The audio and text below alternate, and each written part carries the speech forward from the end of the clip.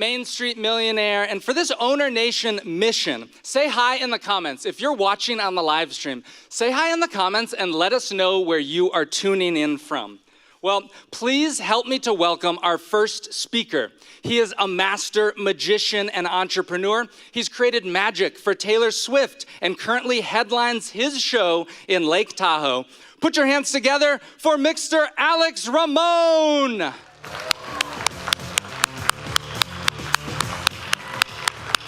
Let's go, Owner Nation, let's go!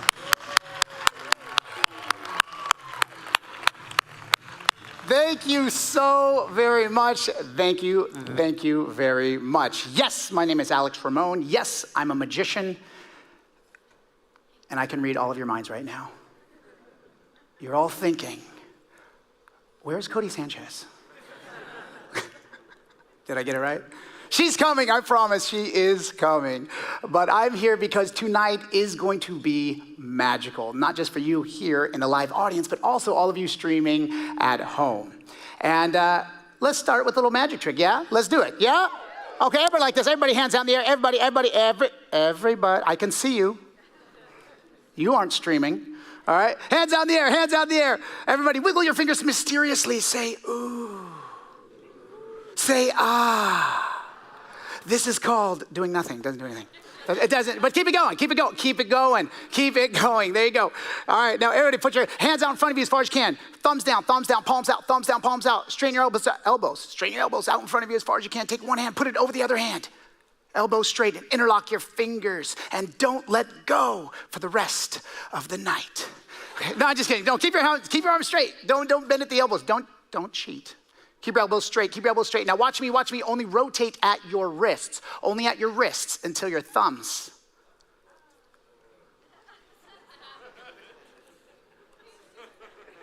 Now if you can't do that, go like this. Thank you. You'll be doing that the rest of the night, bro. I see you. So on your way home, you see somebody going like this, they're just doing magic, all right? Now, I'm not here to just do a simple magic trick for you. I'm actually here to talk to you about how I became a Main Street millionaire. A few years ago, I came across Codie's content online. And of course, like so many millions around the world, her message resonated with me. Talking about ownership, talking about taking your life, your destiny, your future, your legacy in control. I just knew I had to be a part of it. So I was one of her first members of her contrarian thinking community, and I dove right in. I said, great, I'm gonna buy a business. I don't know anything about laundromats and HVAC. I'm a magician, I'm an entertainer. And I was given great advice by Codie and her team. She said, what? Look at your bank account, look what you're spending the most money on, and try and acquire that. So that's what I did. See, after my shows, I sell merch. I sell shirts and hats. In fact, this shirt, my company now, spoiler alert, printed this shirt. So now I actually make my own merch. So not only did I gain the sales from that existing company that I bought, but now I also reduced my expenses. Great advice. And now I get to print all of Codie's gear. In fact, those bandanas, you're welcome. and that is exactly what being a part of Owner Nation is. It's not just to go off on your own, it's to bring others with you. And that is why Codie is so passionate about this, and that's why she wrote this book for people like me, people like you. And it's actually not quite fair that I wear my own shirt at Codie's event. I mean, that's kind of wrong, don't you think? A little wrong? Yeah. See, this is the shirt that I printed. This is what I sell. But I think it's better if I have something a little better to celebrate. Main Street Millionaire. All right, so you know what? Everyone, grab your bandanas, hold them high in the air, let's go. I want you to hold those bandanas in the air, get them going, because I get the privilege of introducing to you someone who's become a great friend of, not yet, I'll tell you when, everybody. Settle down. It's not yet. I have the great privilege for introducing someone who's become a great friend, someone who wrote this book for all of us, and the privilege of being the very first person to announce her as New York Times best-selling author. Let's make some noise. Give it up for Codie Sanchez.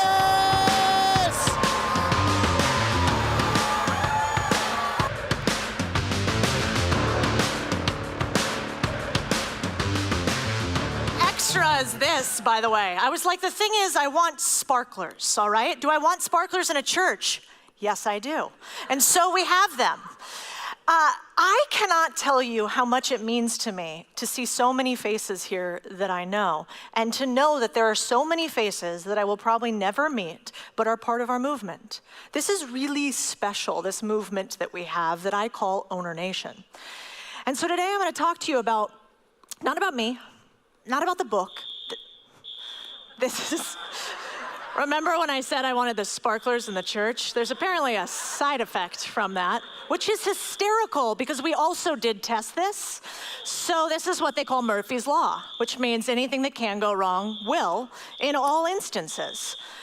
But I think the only appropriate thing to do is continue like it's not happening, because it's not annoying at all having that in the background. Also, fun fact about sparklers, these are called cold sparklers. You could literally put your hand in here, I should have done it for you guys, and they won't go off. So why they make this go off is actually pretty funny. But I hope my team is back there figuring this the F out, but I'm gonna try not to swear because we're in the house of God. So, Owner Nation. This idea started not so many years ago, about 3 years. Ooh, does everybody need to shake it off? Is that just me? All right. I was making sure you guys are paying attention, okay? So about 3 years ago, I had this idea for talking to humans about ownership. And that isn't that crazy for those of us that were on Wall Street or private equity. That might be kind of normal. But it actually is crazy for most of us because something wild has sort of happened. Something has become normal that should never have been normal for us. We have been in some way normalized. And so today I want to celebrate you guys. I want to celebrate the few owners in a world of owned. But before we get to the celebration, we got to talk a little bit about the problem, okay? And the problem is this, the problem that in this country, we started as a nation of owners. That is how this country was founded. There is no greater joy, You're a nation of no more owners. difficult truth But than this happened, one word, right about owner. the 1800s around when this company, or when this country was founded, did you guys know 80% of the country was owners? We owned businesses. In fact, most of us did.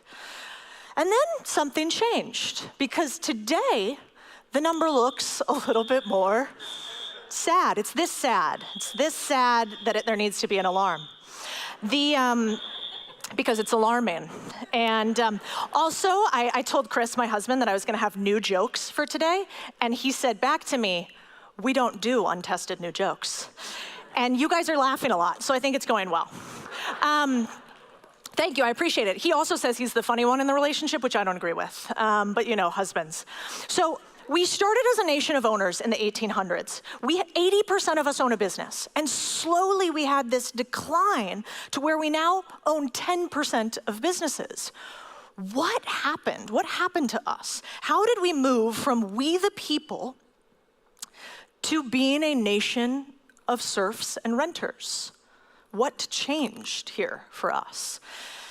And I kind of think about it like this. I think that today, there's not so much truth told. Do you guys feel like that? Feel like there's a little bit less truth happening in the world around you? I heard this story that I really liked, that truth is like a tuning fork. You don't just hear it, you feel it inside. It reverberates. You know when you're told the truth, right? It feels deep down inside. So today, I thought that since we're in a church, and I do believe that this is a spiritual mission, that we could play a little game together. And the game is essentially this, that I actually think that ownership is one of the keys to freedom overall, and if we don't solve this issue, we're going to have bigger issues ahead of us. And so I kind of feel like you guys are uniquely supposed to be here today, wherever you are around the world, and certainly here in Austin, Texas. We picked a church on purpose. And so I thought we could take a little inspiration from the church. And every time I say something that you guys think sounds like truth, you can feel it inside, I want you to give me a little deep, a little Texas-like, a little truth. I want you to say it back to me. I want you to have a little two-way conversation here in Austin, Texas. Amen. Oh, there we go. Somebody's been here before. He's a pro. Here every Sunday. I like it. When you hear the truth, I want you to shout it out. Because in the world where we have lost the ability in our gut to feel what truth feels like, we gotta practice a little bit. So if I say something that you guys think sounds real, you say truth. So if I say the root of all evil is not money, the desire for it is, you might say, nice. And if I might say, it's hard to be poor, it's hard to be rich, choose your hard, you might say, you guys are nailing it, by the way. And I want you to say it as we're talking, because I think some of the problem with where we're at today is people are too scared to speak. They don't want to say the truth out loud because the truth is scary, and because people feel it when you say it. And sometimes that feeling turns people off, and you get into trouble. But today, we believe something a little bit different. We believe if all of us out there start becoming owners and start speaking some truth, things could change. So let's talk a little bit about what happened in this country and around the world, because there was a change. I think what happened is usually the thing that happens. It's like a good idea, right, when it starts. And the good idea was the Industrial Revolution. So the Industrial Revolution is amazing. We wouldn't be standing here with fire alarms going off every minute if we didn't have a massive increase in technology and innovation, right? We had this massive technological change. But there is one problem, is that technological change took us from 1800 to 80% owners, to by 1870, 33% of us were owners, to by 1940, only 20% were, to today it's less than 10%. And what's happened is something called social stratification. So this is called rock strata. You can see how different types of minerals and rocks lay at different levels. You can tell by their colors. Well, social stratification has had the same thing happen. So we essentially have started to classify people by their wealth, by their income, by where they went to school. And somebody I'm not too fond of, which I'm sure the internet will chop this up somehow and have me quoting Karl Marx, questionable at best, founder of communism or one of the main philosophers of it. But Karl Marx maybe had something right, and that was this idea that actually people are stratified by two things: those that own the means of production and those who work within the means of production or labor for them. That's what he said. Well, I think he actually might have been right on that. Now, his idea that's wrong, as evidenced by like history everywhere in the world today, is that communism is the answer, that none of us should own anything. We should all share it all. And anybody here have kids? Does sharing work super well all the time? I hear not so much. And so instead, what we had happen is, because of the Industrial Revolution, we moved from what the Brits really liked, which was they liked kings and queens, the nobility. They had the petty bourgeoisie underneath them, the proletariat, that was us, the masses, and then all the way at the bottom, they had the serfs, indentured servants, basically. And the Industrial Revolution took away something we had at the founding of this country, which was the proletariats, us, the masses. We all came in equalized. Well, when a bunch of machines came and lifted some to the top, the bourgeoisie, we got this big separation between the many and the few. And so the problem that happened was sort of natural. It started with a good thing and it ended with all of us not owning much of anything. And we stopped becoming we the people by the people. And how do I know that? Well, we just go to the data and we look at how 1% of this country owns 54% of the stock market. That's not very good. And you want to know how I know how bad we're losing, you guys? Even the fucking Canadians are beating us at it. That's how you know. We got any Canadians in the house? They're the nice ones that are like smiling at that. You guys win at being nice. There she goes in the back. More sophisticated. You wouldn't cuss in a church. Lots of things Canadians are good at. Apparently, they also own more businesses than we do, which is how you know that this is not really working for us today. But it's actually worse than that, you guys. Because you see what happens with that 6% of businesses that we own, only 78% of them don't make more than $50,000 a year in annual revenue. That's top line. 85% have no employees. They're basically jobs in an LLC. And so we have slowly allowed we the people to become we the private interests. These are some of the richest men in the world who actually own much of our world.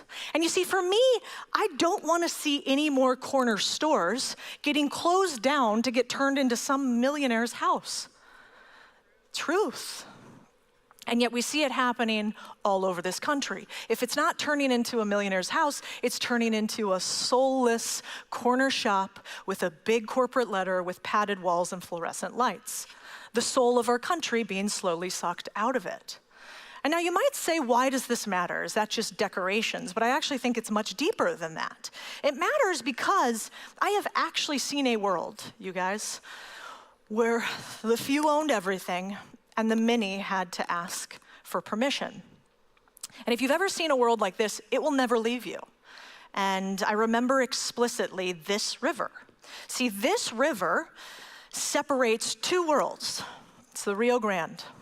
And the two worlds are separated by about 500 feet at this particular instance. On one side, you have El Paso. On the other side, you have Ciudad Juárez, or La Ciudad de Muerte is what they call it, the city of death. Now, when I was an amateur journalist back in the day in college, I worked along this border. And I got to see what it was like in one of the most dangerous and violent cities in the Americas. Actually, in the most. In fact, during my period that I was there, it was a rolling 3-year period, you can see that every year, somewhere between 2,000 and 3,000 people were murdered. Every year. And what was wild about this is I remember this was the city that taught me the first time I would see a dead body, what that would look like and feel like. It's where I first smelled the inside of a morgue. You'll never forget that. It's where I first saw real violence, a human against another human. And I realized that where we sit often, and maybe not everybody online, but certainly here in our air-conditioned homes and safe suburbs, it's hard to imagine this world. And yet this world exists not so very far from where we are today. And that world really changed me because we started writing one story in particular. We were writing a story about las desaparecidas, the disappeared women. Now, if you don't know about this, it's a bizarre phenomenon that happens along the US-Mexico border where every year, hundreds of women are found brutally raped, mutilated, decapitated in the Juarez Desert. And it still happens to this day. And they could never quite figure out exactly why, which is why we were in the morgue. We would go to the morgue and try to figure out how many women had been murdered because of their body parts. This was fun. This is a fun college outing. And as we were telling these stories, I remember very vividly the first time I crossed that bridge from a world in which no women were murdered per year to women in which hundreds were. And I remember seeing these little pink crosses. And the pink crosses, each one of those stand for somebody who was lost. And I remember walking up to them and looking at the mementos and looking at the faces and thinking, how could so many people go missing and nobody would know? And better than that, how come nobody really cared and nothing changed? And the reason why is because these women come up, and hundreds of thousands of workers per year come up from Southern America, from Southern Mexico, and they work in the maquiladores. That's what these things are.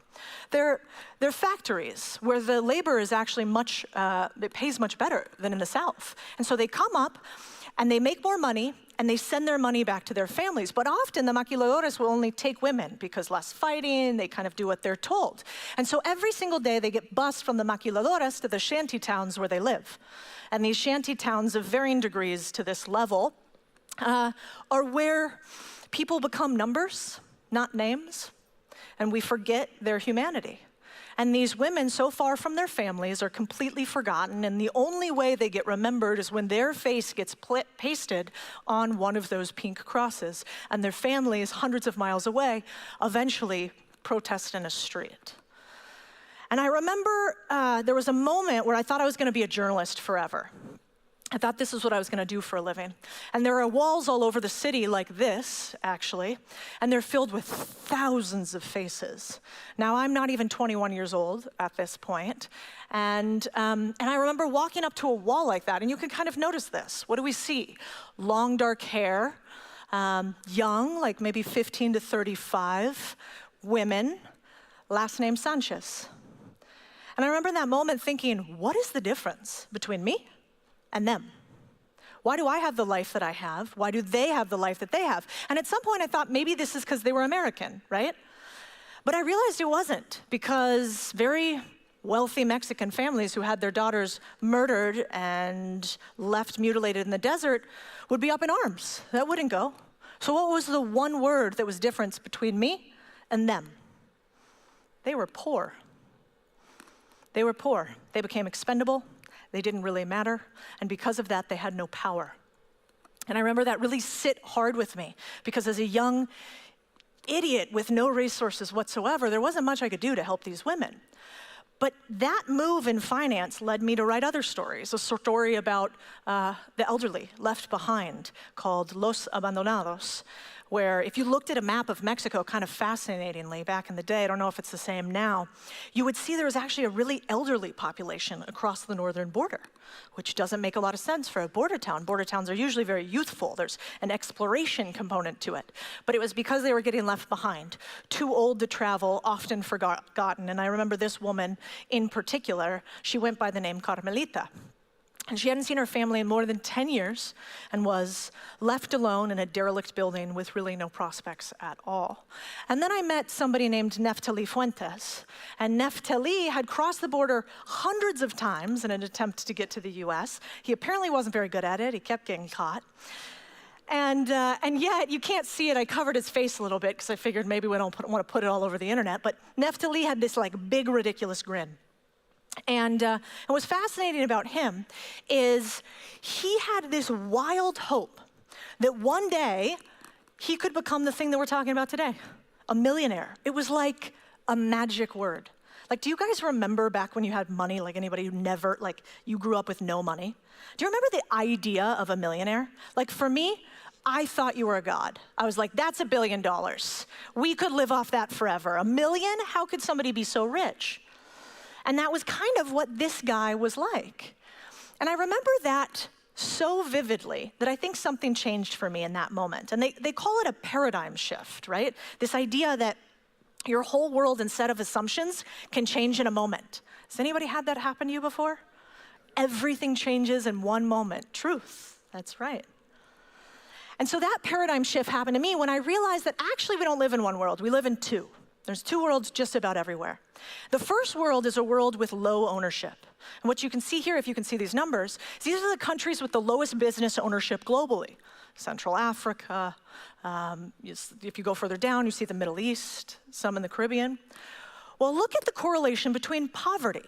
Well, the country on the top is on the top of both lists. In fact, except in one country in the Middle East, there is now a single country that has a high ownership rate and a high poverty rate, not one. There is a correlation between the thing they have taken from us and the thing that provides more freedom than anything else. And so I realized, well, wait a second, I don't think that's actually just for third world countries. I think if we believe in this idea of making a ton of money, ownership might actually really matter. So I said, I don't know, let's look at the data. Right? And what does the data tell me? Well, the data tells me that if I want to become a millionaire, only 5% of millionaires get there via a job. 5%. What's the biggest contributor? 50%. What's the other contributor? I don't know, marrying old and rich, but I was never that into that. And so, if we know that this thing matters more than anything else, why do they keep telling us we can't get it? Why do they keep telling us, entrepreneurship, it's not for you, you're not gonna be capable. Buying a business, that's just for Wall Street, not for you guys. Why? I think that's because there is gatekeeping happening in this world around us. Because look at these numbers. The average business owning family in the US is worth 2x what an employee-based family is worth. And in fact, if you want to talk millionaires in general, 60% of them own a business. Most of them own a business. And I don't know about you guys, but does anybody in here want to get like that F-U uncomfortable level of rich? Is that anybody else like that? Yeah. Where you're just like, truth, they go. Yeah, you're just like, which plane is mine? I mean, I feel you. You're my people. Well, if you want that, if you want a net worth over 30 million bucks, 88% of them own a business. You're going to have a damn hard time doing it any other way. And so the truth of the matter is we have this giant problem that somebody stole all our businesses. Should be a milk carton out there, which is Main Street, plastered on the front of it. So I was like, what happened? Who stole all of these? And I think there's really two answers. First of all, there's the three firms that hold 80% of the S&P 500. Anybody know these? BlackRock, that's the kind of famous one now. State Street and Vanguard. I worked at two of the three of them. Don't hold it against me. I'm now on your side, okay? When the revolution happens, you remember that. Now, these three companies own just about everything in the stock market, at which point their response would be, and I should know because I worked there, that actually we own them passively. You guys have heard this before, right? These are ETFs, they're passive investments. We own all of your stuff, but it's actually not an issue. Don't worry about that. Why? Why would you worry about that? We don't have any control. Except if you Google, you can have some fun on this later, Bill McNabb, CEO of Vanguard, accidentally says in an interview, we are very active in our corporate governance. What is governance a fancy word for? Control. So what does that mean? That they're not so very passive, actually. But I actually think public markets are only half of our worries. So this is about the time when we just start slitting our wrists here in church. Because what's happening in the private sector is actually scarier. You see that companies owned by private equities have 5x'd since 2000. In fact, in little print, which is often the case in this world, we started in 2000 with private equity companies owning 4% of our companies, and now they own 20% by 2021. We have had this silent creeping mist of the few owning everything.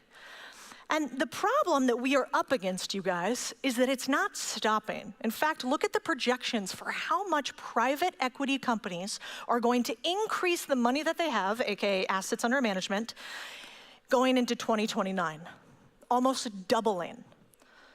So we have a world in which it's not that crazy to think they buy more, they buy more, they buy more, until they buy us all. They own us all. And it kind of looks like that's what's happening globally.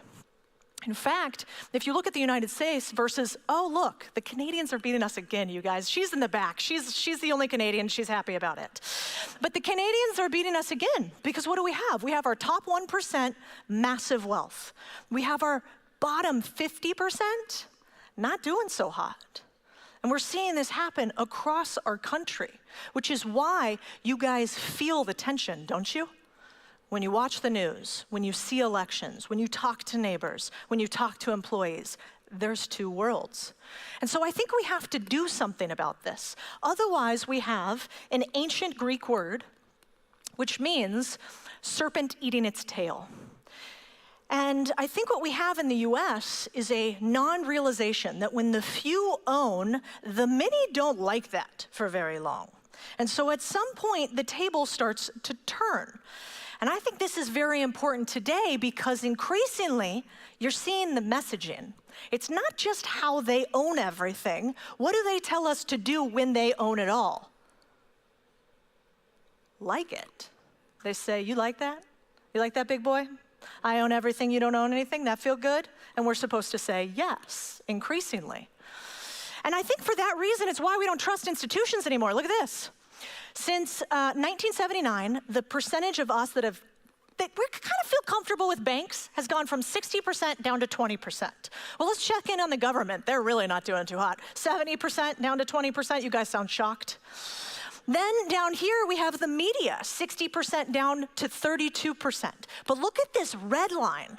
39% of us say we trust them, not at all, not those guys, not listening to them.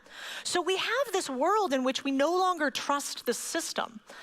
And this is the end of the part where we feel really sad and I'll have to go have a couple cocktails after this. Because I actually think that you guys are the answer to this. And that is really the reason why I wrote this book.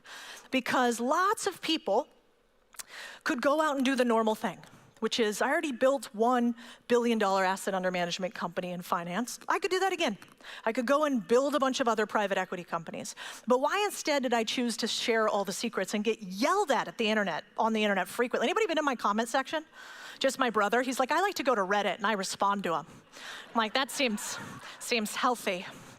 It's a good idea, great for your mental health. It's really not. I highly suggest you don't. I chose to do this because I think that we are at a pivotal moment in history. And what do I mean by that? Elon Musk commissioned this piece of art 2 years ago at Burning Man. And the piece of art was talking about the fork in the road. The fork in the road for civilization to become interplanetary, in his case, which is called the Fermi paradox. The idea is basically that why is it that we have this huge universe, you guys see all the stars up there, and we've been yelling at them with all the technology that we know how to yell at them with, and yet they're not talking back. Where are they? How could it be that we're alone in the universe?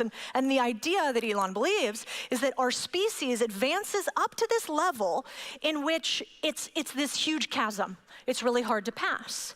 And the paradox is that most species cannot make that jump. And so his hope is that we can make the interplanetary jump. My hope is a little bit more domestic than that. And I'm also not as smart as Elon. My hope is that you all are the fork in the road for us not becoming this, which is Rome after the fall. I actually believe that wealth starts out as a concentration of ability, right? And so you are good, and thus you earn. The better you are, the more you earn. But something goes sideways in societies, and we've seen this happen again and again, where at some point, even though they're not good and they're not earning, and even though they're not good and they're not adding value to society, they keep earning, right? We have this blockage that happens where one generation can transfer their wealth to another generation through systems and trusts and dollars and ideas and property, even though that next generation didn't go through the difficulty and the skill accumulation to earn that wealth. And so I think the real reason for the fall of the Roman Empire was Nepo babies, like these two. Also, by the way, they have a new show out that looks atrocious. And so if you guys really are looking for some mindless television, I say we go to Paris Hilton and Nicole Richie, or whatever these two are named. But the idea is really that Rome fell for a lot of reasons, but I think it fell for a big reason because of concentration of wealth in the hands of the few. And I'll go to somebody slightly smarter than Paris Hilton here, I think, and his name was Plutarch. And what's interesting is he was a philosopher of the time, and he has a couple quotes that I want to not misquote. He was talking about Rome during the fall. And he was saying that the disparity of fortune between the rich and the poor had reached its height so that the city seemed to be dangerous. That the poor for their status worse each year, listen to this one, the government in the hands of the few, the corrupt courts deciding every issue against them, began violent revolt. The rich, angry at challenging their property, prepared to defend themselves by force, and thus began the slow, painful, violent decline. And I think about that, and I think about where we're at today, and there feels like a little bit of truth. And so there's another cycle that they call the Tytler cycle, which was engineered by a Scottish historian and philosopher. And the idea was basically that societies start in bondage, difficulty, and they progress through spiritual faith, maybe what we're trying to do here today, courage, liberty, abundance. That abundance leads to selfishness, then complacency, then apathy, then dependence, which leads back to bondage. I'm not going to say where I think we are in the cycle today. I think you guys could pick one way or the other. But what I will say is that if we do not make a change, this nation might not be by the people anymore. And that at some point, all of us in this room have to make it not just about becoming so wealthy we buy those planes, but about saying enough to what is happening in the world around us. And in fact, instead, we take our country back. And the way I think we take our country back is actually not so crazy, you guys. We don't have to be interplanetary to do such a thing. In fact, I kind of think about it like we're standing on the edge of a precipice right now. Like this is us. And the precipice is really interesting because, if you guys already are following me, you probably know this, but the precipice is uniquely timed. Right now, in this country and around the world, we have 2/3 of all businesses owned by baby boomers. And not to overly simplify grossly, but those motherfuckers are old. They're ready to retire. They're on to the next thing. And so we have this huge baby boomer trend coming into retirement, right? But there's something really good happening with this retirement, this maybe chance for us to transfer some wealth as opposed to own the wealth and have continual concentration. And that is that the baby boomers' kids do not want to own these businesses because they're on fucking TikTok or something, or doing whatever these two are doing on the internet. And so these businesses, for the first time, are sort of up for grabs. And now, this is a total side note, but I don't know, do you guys ever look at celebrities and think, like, I can't tell the difference between this photo and this photo? I'm like, is it fashion or is it the Hunger Games? I actually can't tell the difference, to be perfectly honest. But I don't think we should get into Hollywood culture because that's a totally different presentation, but I do think it's a point that needs to be made. So if we have 2/3 of these businesses being baby boomers, guess what else is problematic or opportunistic? 80% of these businesses are at risk of closure over the next 10 years. But what's wild about that is these businesses are profitable. In fact, this is Mr. Yokohama. The New York Times did a piece on him in Japan as a business owner with a profitable business that couldn't give it away for $0, even though it made money. And I think that's so wild because look at these numbers. 78% of boomer-owned businesses, they make money, you guys. And at first I thought that seemed kind of crazy, like how could that be? All these businesses make money. But if you think about it, they didn't get venture funding. That's cute. What are you 20-year-olds talking about with venture funding? I have a plumbing company. People can't even get a loan for these companies. So they actually had to do the rarest of things, which is like make money profitably. And because of that, these businesses are ready for somebody to take over. But the turning point or the fork in the road that's really interesting is that I think it's our chance to buy these businesses, but maybe more than that, it is actually our chance to do something really rare that has to do with the social diffusion theory. This is an idea, basically, or a theory that says for an idea to become mainstream, it has to move through the innovators. So those are the people who are like, you're crazy, this is never gonna work, but I'm gonna do it anyway, so I'm gonna keep going. There's probably a few of you in this room. Then there's some early adopters, right? Like, I'm gonna try this. We're gonna figure Alex Ramon listening to some chick on the internet going, yeah, I'm gonna listen to her. She seems like she knows about magicians buying businesses. So we have these early adopters and innovators. But I think what's fascinating about this movement today and where we are is they say that there is a chasm, sort of like Fermi's paradox. The chasm typically lies between the 13.5% early adopters and the early majority. And famously in Malcolm Gladwell's book or many others, he talks about once you hit that 15% uptick, then you've moved into the mainstream. And I think there's a very good argument to say that we've moved into the mainstream. When did you guys ever think that the Wall Street Journal would have a plumber on its cover and call him a millionaire? When did you guys ever think that they would talk about the great boomer fire sale in Business Insider, where they mostly cover like social apps and whatever they do in Silicon Valley these days? This is happening sort of right in front of our eyes. And so I think we actually stand at the precipice of taking back Main Street and having it given to us in a way that's never happened before in a generation. Because if you look at the stats, a cycle's really hard to stop. We all know that. Push a boulder downhill. Easy to stop the boulder if it hasn't started moving. Once it started moving, really, really hard. It's called velocity. If you looked at ownership since the founding of this country, going from 80% all the way down to 6%, that seems like a pretty big boulder, doesn't it?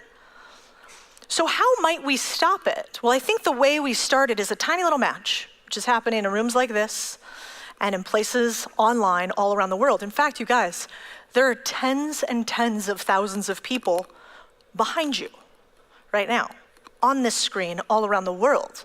In fact, we were listening to some of the live stream comments, and there was Sarah in the UK. Shout out Brits. We got any Brits in the house here today? We've got one. One Brit, one Canadian. Welcome to America. I love it. And Sarah was saying that it was 1 o'clock in the morning there, and she was going to set her alarm for this, and she was going to make sure to be here at 3 a.m. The movement is picking up steam, and it needs this little tiny spark.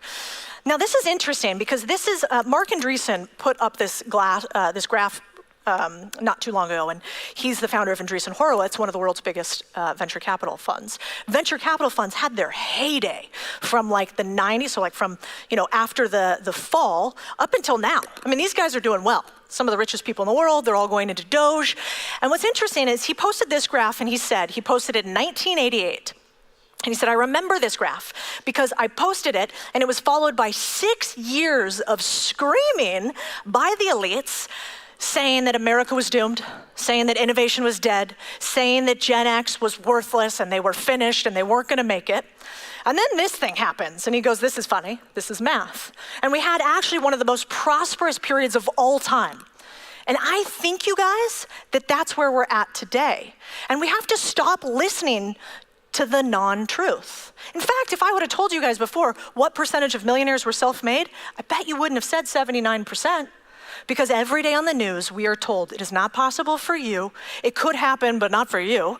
Other people are worth that kind of money, but probably not in your lifetime. And they beat us down, not so much even by taxes and regulations, but they beat us down first by belief, by the untruth that this game of business is impossible for most of us. And so what we started doing at Contrarian Community about 3 years ago now is we said, well, I don't really like that so much. So we taught 3,000 people to buy M&A, to do M&A, to buy businesses. We realized this one truth, that community is really powerful. And if we can get the many to move together, then the few have a harder time, actually. My friend Balaji said this quote, and I thought it was so true, that he said, institutions are over, it's all individuals now. And they said, well, that sounds nice. I'm not sure about that. The IRS seems to still be hiring, And then I started to think about it. And if you think about it for a second, yeah, we've got banks, but we've also got crypto. Yeah, we've got mainstream media, but one of my YouTube videos gets more views than Fox during prime time. One truth. Yeah, my team's like, that's true. I can confirm. We worked hard on that. One of our YouTube videos gets more views than CNN, so pick your poison. We've got college, but maybe that's actually YouTube plus online communities. We've got private equity, which now is you guys instead of them. And we've got NASA and this fucking beautiful genius that I love so much instead. I don't know about you guys, but I can't get enough of this photo. I could have it as a screensaver. It just gets me every time. I love this man. And so slowly we are having individuals take over from institutions, and that is how I think we are stronger than they imagine. What is really hard to control? 50 million business owners who say, I'm not allowing you to do what you want medicinally to my employees. 50 million business owners saying, you don't get to tax me at 70%, or the S&P 500 owning everything. It's a lot easier to own the 500 instead of the 50 million. And so I think we take our country back by starting with a corner store, by starting in our community. And I always loved the Jordan Peterson saying of, if you want to clean up the world, clean up your room. And I think it's true. If you want to take back ownership in this country, it's not in Washington. Buy your community. Buy your community store. Restore a little bit to that just nightmare of a store. Anybody else just viscerally hate Starbucks? Is that just me? I walk into a Starbucks, truth, that's right. I'm on an anti-Starbucks campaign lately. You walk into a Starbucks, the purple-haired waitress, or whatever you call them, spells your name wrong, probably on purpose, takes forever to do the thing. You get the coffee at the end, which is like $4.50, total ripoff, and then it's terrible tasting. Not to mention they're dirty. So anyway, I really like Starbucks, but I think that community stores still have their soul in them. And that's important. So you guys are actually the answer to the big scary thief in the night. And if you don't realize that you're the answer, you might not know this, but surrounding you are owners in this audience and online. In fact, this is Bob. Everybody say hi, Bob. Bob owns Bob Containers. And Bob's Containers is a cool story because Bob started as an engineer at one of those flashy companies. He's a smart dude. And then Bob did the normal thing, which he said, you know what, instead I'm gonna buy a container business. What? He went and he bought and sold containers, and then he turned the container business into this sick business that creates container homes. But you know what Bob did above and beyond that? Now he runs a business that does millions of dollars a year that creates these container homes that decreases the cost of real estate in some places by like 300% and the lead time to build it. And he open sources every single plan that he has. You don't want to buy from Bob? Fine. Go build it yourself, go to your website. It's all located there. And then it's not just Bob, we also got this guy. This is Spencer. Spencer did the totally rational thing, which is that he was a software engineer, owned a couple software companies, and then said, I'd love to be a garbage man. This fucking guy is a garbage man every Wednesday. Every Wednesday, I swear. I went in his truck with him. I went to the dump. We met Alfred at the dump. It's a real thing. He's also got hysterical merch here available at Lone Star Trash if you guys are interested. And it's not just Spencer. It's also this guy. This is Brandon. He looks pretty happy. Major League Baseball player. Isn't that like the dream? So Brandon did the natural thing, which is start a street sweeping business. And the guy says he's happier than he's ever been, and that business is now doing millions after he bought it. Then we've got Steven, who was a painter for like 11 years. And yeah, we got some that one painter guys in the house. I like it. So Steven was a tradesman, a painter, and then now runs an 8-figure empire in both painting and franchise. And then we got these two dudes. They're in the audience. Should we embarrass them? Yeah. Hey, Brandon and Carter. They're also wearing their ensembles, so it's not like they're trying to hide very well. Now, these young gentlemen had beautiful white-collar jobs. They came from good families and backgrounds, and they decided to go clean windows. We got some moms in the crowd. Your kid goes off to college. He gets a job on Wall Street. One day he calls you, says, Mom, I hate my job. You know what I'm gonna do? Clean windows. Whose mom is happy? These two guys, but not that many others.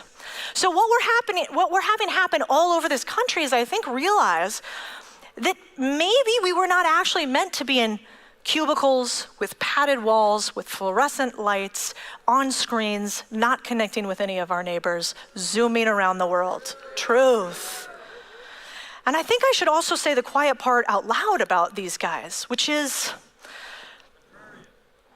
they're pretty good looking, right? You see these guys?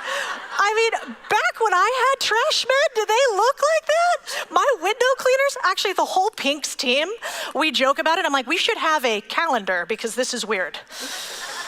This is a little weird. And their wives are here, so now I'm making your husband's heads too big. You know, we're gonna shrink them down later. We actually did a hysterical thing, which is we put this billboard up on a giant LED truck, and then we drove it all around Wall Street, and that was really fun for me. And I had a lot of giggles, and we have a video coming out about it, because I actually think there's some truth to this. And I think that we were sold another lie, which is that a boring business actually has to be boring. And I don't know that that's the case. In fact, this guy, I know he looks like a Bond villain, he's not, okay? But let's put the Bond villain like suit in the woods behind. This guy started, anybody know who he is? Beautiful. It's like they show us who Paris Hilton is, but they hide the billionaires. I don't get it. This guy started out chopping wood, seriously. He then worked at a derelict timber company. He built up that timber company. He bought a couple of timber companies, and now he owns Balenciaga, he owns Gucci, he owns YSL. He also might have gotten a facelift, looks a little tight there. I think that the boring things, they lead to billions often. And in fact, they lead to other boring, not so boring things, actually, you could buy, like his wife. And I think she should cover up, because this is a church, and I'm not sure about that, but that's who he's married to. So we have these boring billionaires all around the world that we were never told about. Like the richest plumber in the UK is this guy. He started off as a plumber with one truck until he sold a company for $180 million. And in fact, he regrets selling it. He wishes he hadn't given it to KKR. They proceeded to run it into the ground, which is why I think we'll be okay with private equity. We also have this lady. Anybody know who this is? Started off as a roofer, tells stories about dirt under her fingernails, breaking limbs, worried about not actually being able to make payroll on many a Friday, to becoming one of the richest women in the world, one of the richest women in the US, a billionaire roofer that's now part of the new administration. This is Diane Hendricks. And what I think is fascinating is these are the stories that we don't tell. And so while I want you guys to make an unbelievable amount of money, you're actually doing something much bigger than profit. You're bringing dignity back to the trades. You're bringing dignity back to our communities. And I want to close out here shortly with a story. I went into a mine in Kentucky. I went into a coal mine. And the coal mines in Kentucky are interesting, talking about strata again, like we talked about before, with rocks being on different layers. Well, when you go into a coal mine in Kentucky, you go about 600 feet underground and about 4 miles in. And it's a little scary because there's only 2 shafts to go in, and they're miles and miles apart. So as you go down into the coal mine, the coal lays in about 7 feet strips, basically, kind of like a layer cake, right? But the tunnels that they dig, they're really only about maybe 5'10", a little less than 6 foot. So you do something called the miner's walk, which is a walk like this when you go in the mine. And you get into the mine and you go in what I can only describe as like a apocalyptic Mario Kart. It's steel, and you have to lay down in it as they're driving. And it almost feels extraterrestrial. It's dark. There's a little bit of coal dust in the air. There are these punch throughs in the wall, so it's kind of like flickering lights every second as you're driving in the car, because they have to leave columns up so the earth doesn't, fall on top of you. So as I am wondering how I went from finance to being a YouTuber and doing this, I get out of the truck, or the little cart, and I'm talking to some of the miners. And I say to one of them, I ask him, why do you do this work? And has anybody here met a miner before? All right, they're not the most talkative of dudes, okay? They don't say a lot of words. They're kind of like farmers. So you could imagine me, who talks a lot. I'm like a professional yapper. And so I try to get this guy to talk, right? We're becoming buddies in my head, and he's not that responsive. And so I ask him, I'm like, why do you do this job? And he says, well, my father did this job. And I say, well, how long have you done it? He said 20, 30 years, something like that. I say, that's a long time. Like, why did you stay? And during this process, as we're talking, a cross punch is happening. And a cross punch is where this dragon-like machine basically claws at the earth in between the 2 tunnels that runs like this in order to cross punch in and grab some coal, right? So you can imagine it's dark and the ground vibrates around you, right? And it's loud. And you're a little concerned, maybe, about things falling down. And it makes this huge noise until finally it punches through. And so it finished punching through. And he said, well, I'll answer your question, but you got to go stand over there.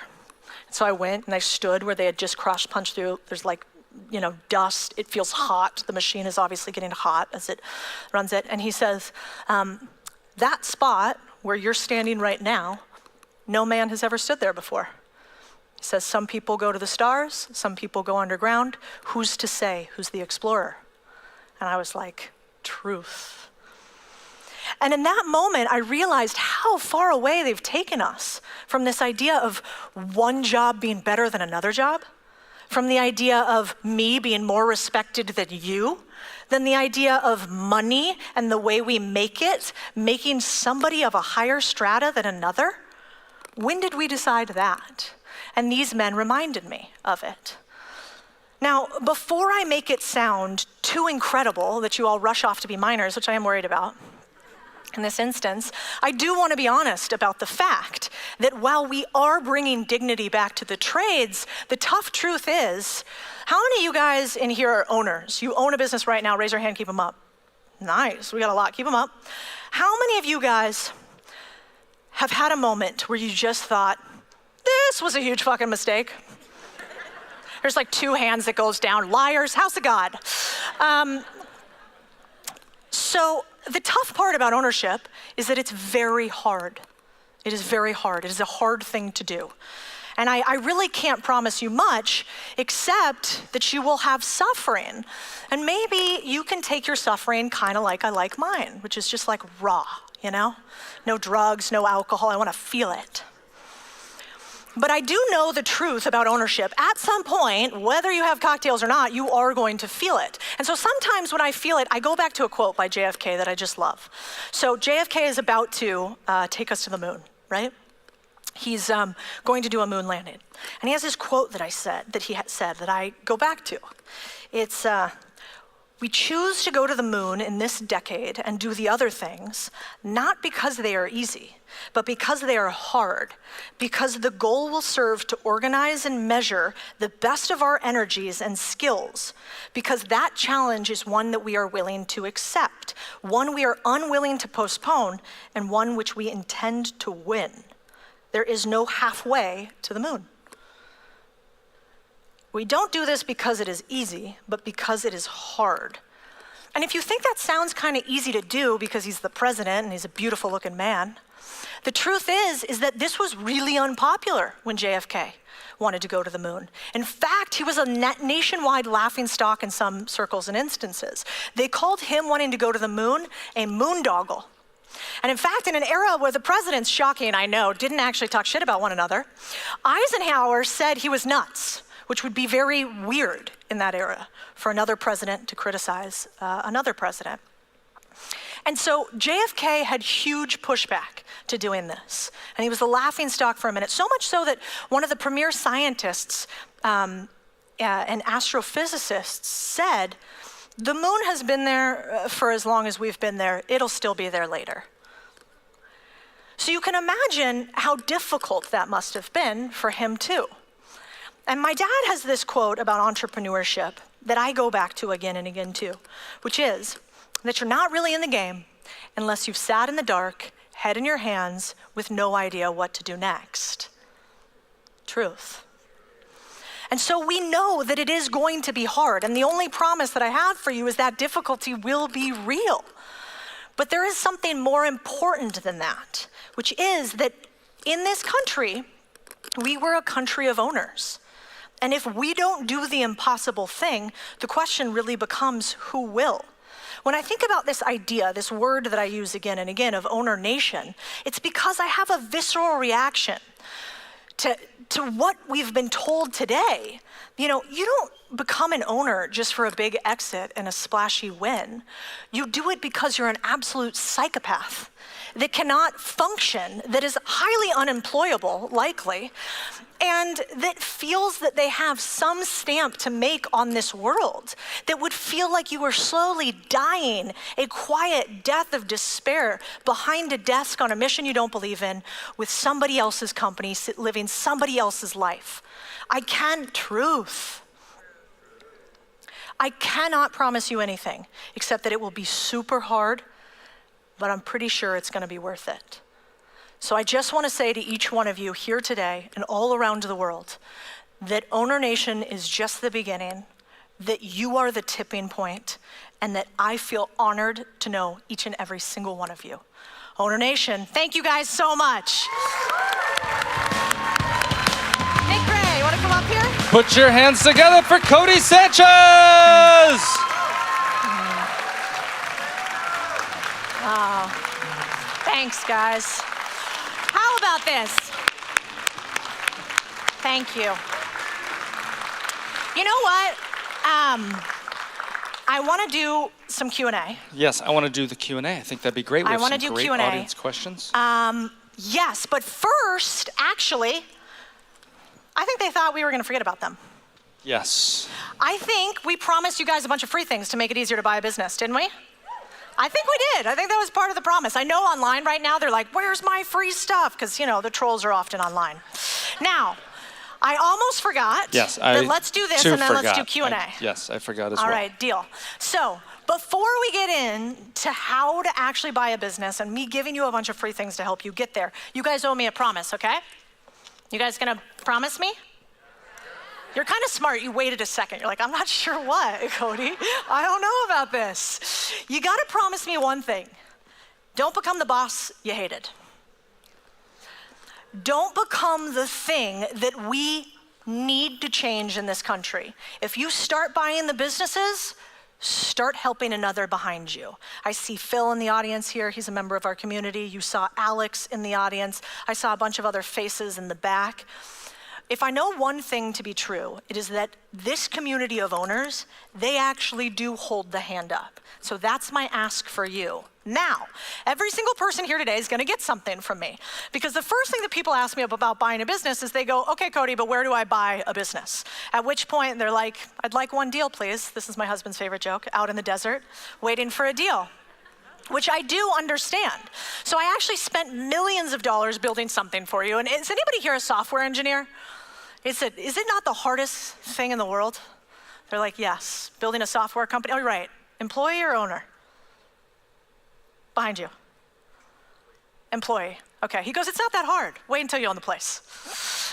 Hard to build a software business. But what we realized is we ran 60,000 users through the thing that I'm gonna give you today, and we realized you guys needed something to help you find a business to buy. And you told me, I need a place to find businesses to buy. So 30,000 listings, we've aggregated into one spot. You said, I need a way to understand what a business is valued at, so we've given you a business valuation tool. You said to me, I need to know what a business will sell for, so we're giving you an exit value calculator. You said, I want sellers to respond to me. Anybody ever reached out to sellers? They don't immediately respond back, do they? So we said, we're gonna create buyer verification for you. And then we said, well, I don't actually know what a business is worth quickly. How do I do it really fastly? And so we created something called Scout Sites, which is sort of like Zestimate. This cost me a lot of money to buy per year, to build per year. But I thought I'd give it away to all of you guys for free, which is cool that you're gonna get all of these unique things. And you're gonna get 3 months of BizScout for $177, which I thought was pretty cool. Everybody on the internet's gonna get this too. Now the one kicker on this is I was talking to my BizScout team about this, and they're like, it's 20,000 people on the live stream times $177. Codie, are you gonna give away $3.5 million of our potential customers? And I said, yes, we're going to do that. Oh, okay, I like it. So everybody will get 3 months of free BizScout, but I have some live footage of my BizScout CEO right now, and this is what he's doing. Bobby in the back, he's the very tall gentleman in the back saying, what about my ARR? The idea is true, which is that we want you guys to own things, and we will do that. We will do things to make your life easier in order to do it. I want owners instead of consumers. And I also realized one other thing. I kind of had this crazy idea, which is I don't think that I should leave you guys to build it by yourself. So my crazy idea is, what if we throw a massive global event? What if this massive global event is 3 days live, anybody can listen to it anywhere, you get to be with me and my team, you get to have breakout sessions and live Q&As and VIP sessions and hands-on training. And we help you do the rarest of things because I know it is hard. We help you figure out what's possible. We help you get deal clarity. We give you ways to find profitable businesses. And then we teach you on day 2 how to actually become an owner. We teach you financing strategies and how to do offers and negotiation. And can we look at some real deals? Because why does nobody ever share our numbers? And then in day 3, we break down, how do you know, does anybody ever think, what happens after I buy the business? Anybody ever feel that way? Like, wait a second, this sounds good, you told me how, but now what? Now I got homework. So I was like, okay, let's give you a bunch of templates to deal with that. And my team was like, okay, 10,000, 5,000, 2,000. Codie, how much can we charge for this? And I said, the best I'm gonna give you is $50. And in fact, we're gonna do something really rare, which is for this group here today, everyone here, I'm gonna make you guys do 2 things. 1, we're gonna give you access before anyone else to this 3-day event. And for $50, because I want you to have skin in the game and actually show up and do the realest of things, which is try to become an owner, I also am gonna give you a book. This book is not for you, though. I'm going to send you a book that I want you to give to another.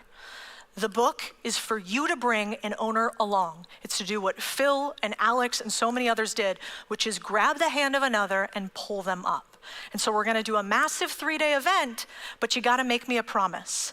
You won't be the boss that you hated, and you will bring another human with you. You will not be the few on high who want the many below you as proletariat. That sound like a plan? All right. Okay, so here's how this works before we get into Q&A. Every single person here and online, we have your emails. You're gonna get all the freebies, we'll take care of you, and Bobby can cry later.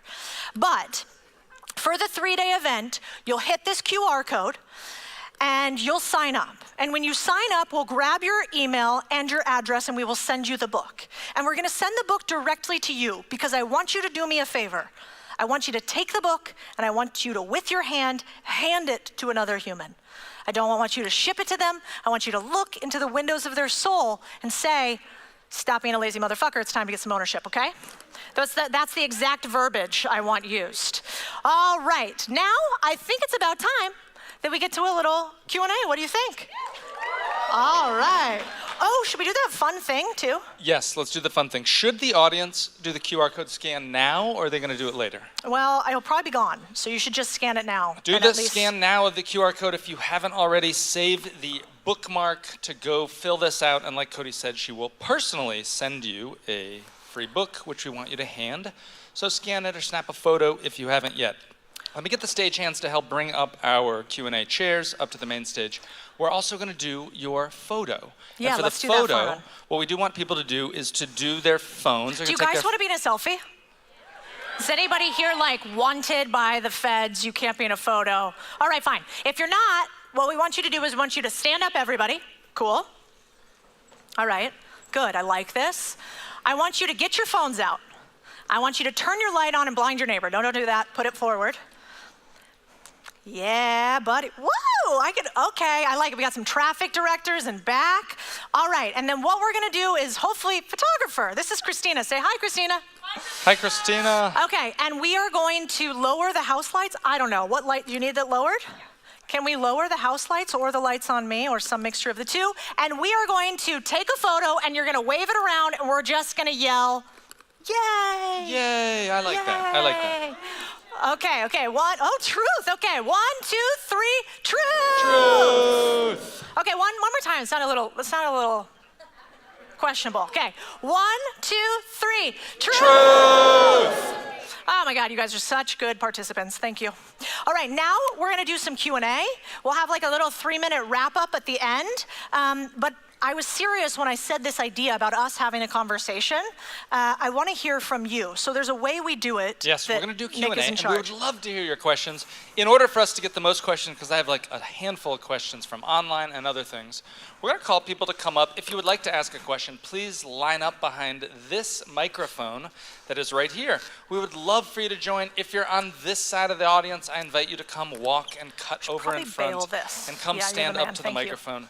Codie personally will be giving a signed photo or a photo afterwards, you didn't know this, to the first 3 people who ask a question. Oh, I like it. Okay, cool. Which I think would be great. We do have some questions Meaning we'll give you a signed book and a photo. You don't need a signed photo of me. Nobody wants that, not even my husband. So in case that was unclear. Yes, okay. Thank you for lining up. Let's do And then we're gonna do some online too, so we'll get a little mixture. Cool? Yes, by the way, if you have a question online, please post it down in the chat. We have some staff members that are checking those questions and they'll be handing them to me. I have a bunch of your questions here already, but let's do the first question. Mr. Blue Jacket, what are you asking? So my question is, which I written earlier also on the notes, do we really decide based on the location what kind of business to start, especially you being in Austin, you might be seeing a lot of growth in the areas up north like Leander, Liberty Hill. So I was thinking like maybe having some kind of landscaping business there because I don't see many people doing that, right? So you're asking, do I think about the location of the business? Yeah, exactly. Okay. And then plan accordingly what business might suit in that kind of location where there's people. Is he cheating and coming asking up 2 with- questions? Is that what just happened? I like it. He's aggressive. He's probably going to be a good entrepreneur. I'll answer the first one so we can get to a bunch. Sure. Sound good? Yeah. And then if you that want to sounds come back around for 2, we can allow it. But let's start there, okay? Sure, yeah. So let's start with location.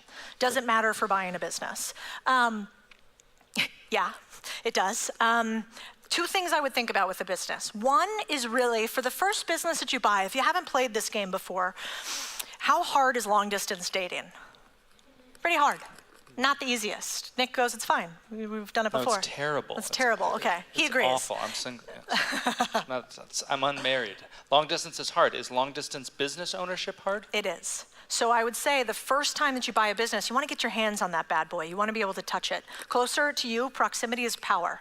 So you have a lot more control when you can touch a thing, right? And so the closer you can be to your first business, the better, in my opinion. Then as far as like demographics, do I look at, when I buy a business, do I look at the behavioral patterns and the movement patterns of people in the US? Not so much. We don't have to be so sophisticated right now. Now the big private equity guys, they're buying lots of businesses right here in the Southwest, actually, because they're seeing massive movement out of places like California, for instance. But for us, we buy in businesses where we live because we care about the communities that we live in. That is where we start, and we do proximity as power until we get so good, proximity doesn't matter. That's a beautiful question. Thank you for asking. Sure. Thank you. Thank you so All right, much for our let's give first it a question. Round of applause.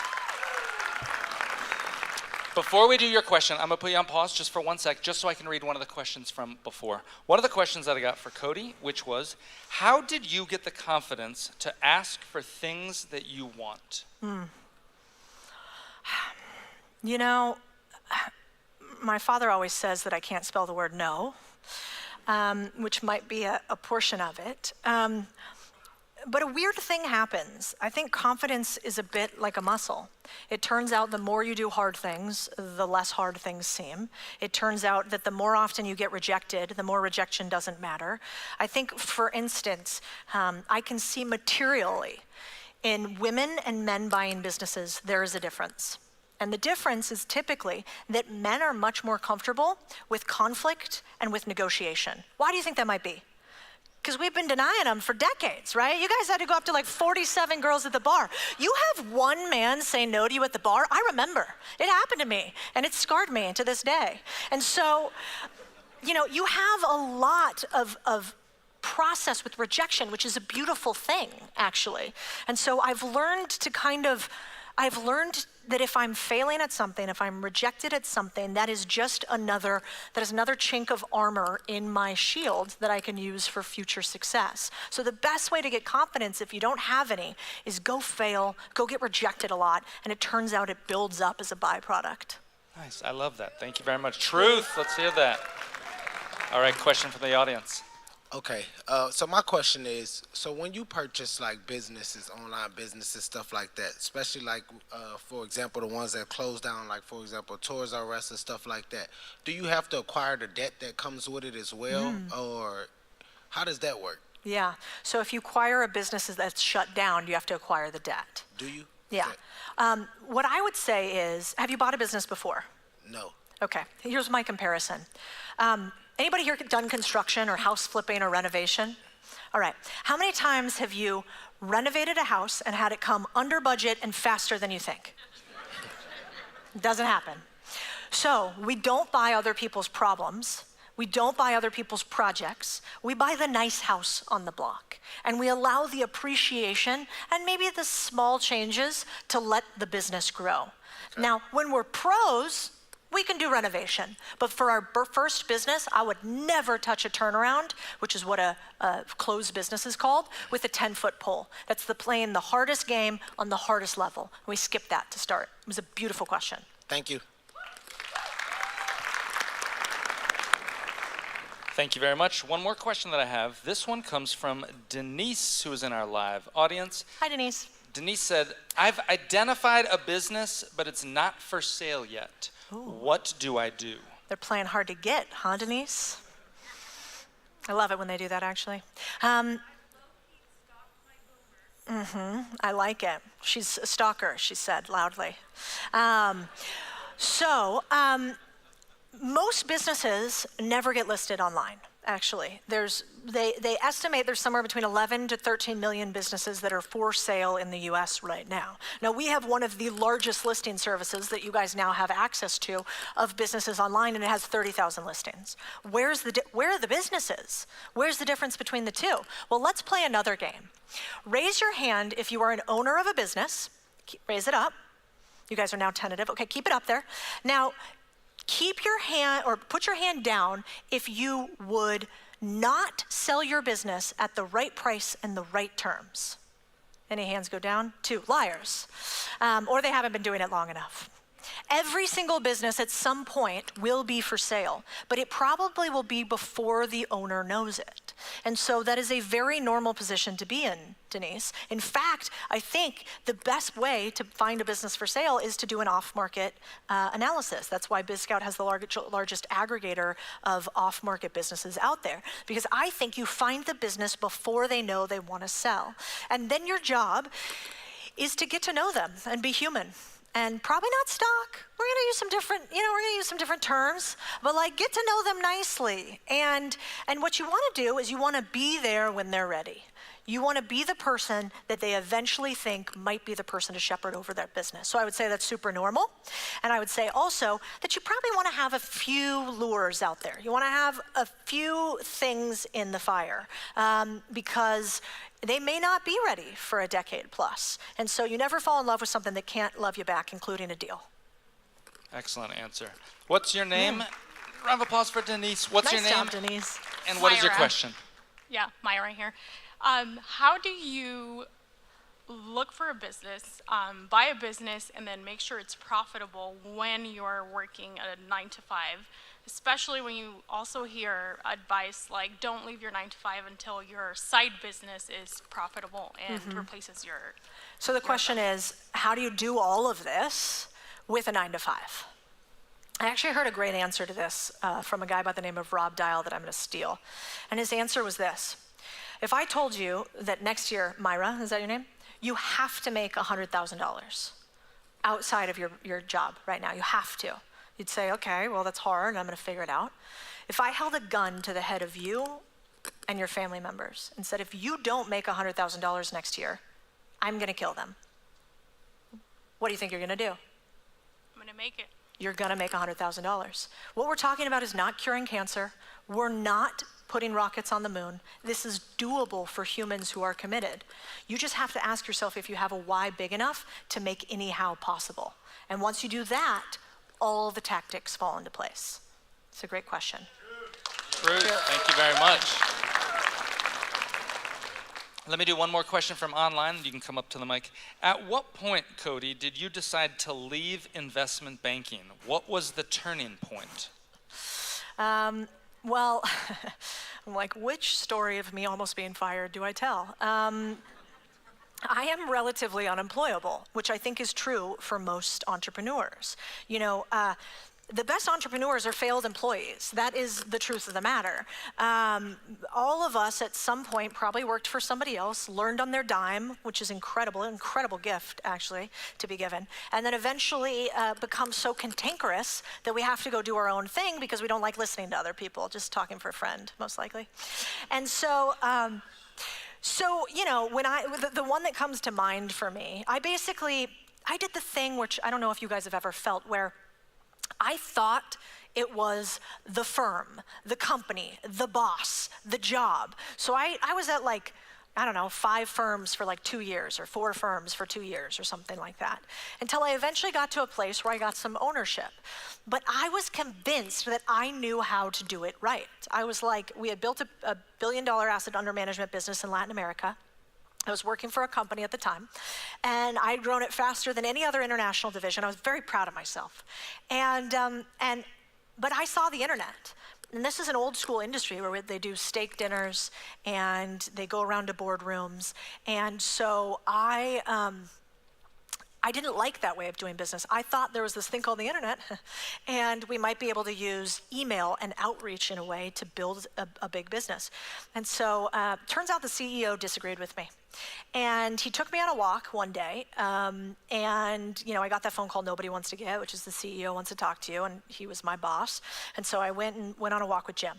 And Jim basically told me, he said, "You're rowing left, I'm going right. You either row my direction or you get your own fucking boat." And I was mad, I was like, I built $1 billion business for you. It's growing faster than anybody else, da da da da. And what I found out is that he was right. It was his boat. It was his chips. He had every right to run the business how he wanted to run it. So him and I are friends to this day. But I left because I saw this thing, which was what we're talking about here. I saw this movement, and Jim at one point said to me, we don't get rich.